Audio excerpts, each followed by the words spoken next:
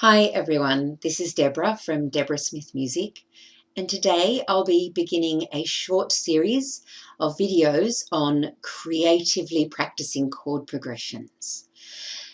The first video is focused around singing the major scale in canon. So I'm looking at the Musicianship and Oral Training for the Secondary School Level 3 student book, the Elite version, and I'm looking on page 4. This is where the major scale is taught. In order to sing the major scale in canon, though, we want to focus just on the solfa and on the sound of the notes.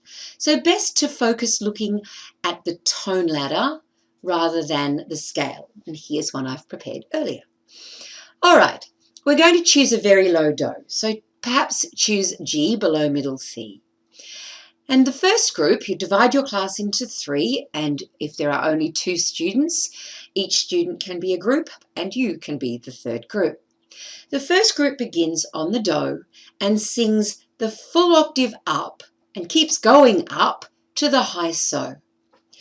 When they get to mi, so when they've sung do, re, mi, the second group begins on do, so they will hear do and mi together. When the second group gets to mi, the third group will begin on do. So at that point, the third group is singing do, the second group is singing mi, and the first group is singing so. Continue singing up the scale until the first group gets to high so, and the second group gets to high mi, and the third group reaches the top octave. Once they've done this and can do it confidently, get them to do it very slowly and hold each note that they are singing, listening to the other notes and thinking about the sound of those notes, the sound that they're making being combined together.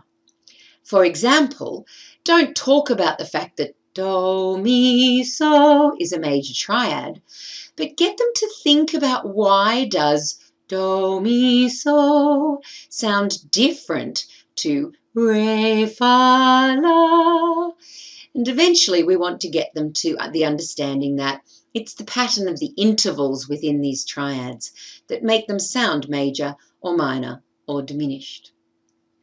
So do that lots and lots for major and the same for harmonic minor. And I'll talk more about what you can do to creatively practice chord progressions in the next part of this series of videos. Happy practicing!